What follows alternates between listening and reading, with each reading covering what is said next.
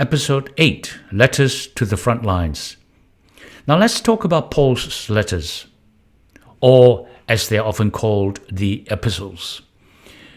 Now I get it. Now these can sound a little bit dense. Romans, Corinthians, Galatians, Ephesians. Sometimes they feel like reading someone else's mail. But when you understand the heart behind them, they are gold.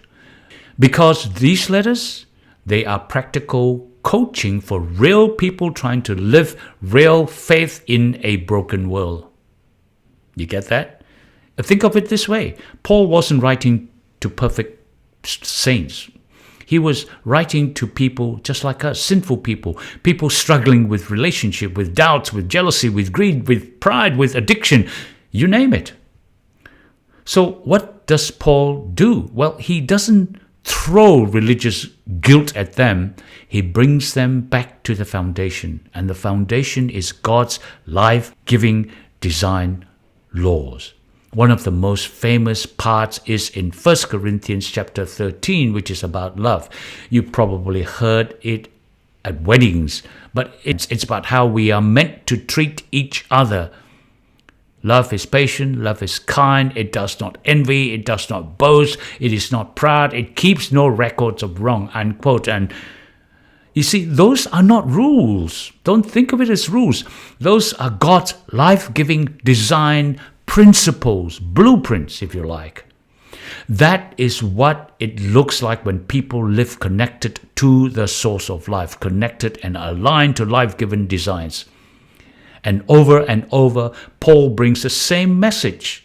Let your heart be changed from the inside out. Romans 12:2, it says, and I quote, be transformed by the renewing of your mind, unquote. See that? Renewing of your mind inside out. Now why? Because if you truly, truly believe you are loved, believe you are free, believe you are forgiven, you will start living differently. And here's something beautiful. Paul's letters aren't about religious performance. They are about restoration. He's helping people heal broken relationships, release shames and guilt, and forgive others, and build trust, and live in peace and joy. Amen to that. And it's not a try harder type message from Paul. It is let love change you from the inside out message.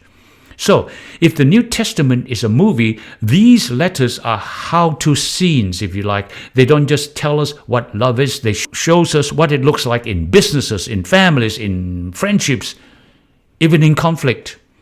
And guess what? It still applies today. Because today, just like it was back then, we are all figuring out how to live in a world that is chaotic, that is broken, that is confused. But love is still the answer. Truth still heals. And God's life-giving design still works. So stick around, because in the next episode, we are going to dive into the final book of the New Testament, the book of Revelation. And it is not what you think. See you then.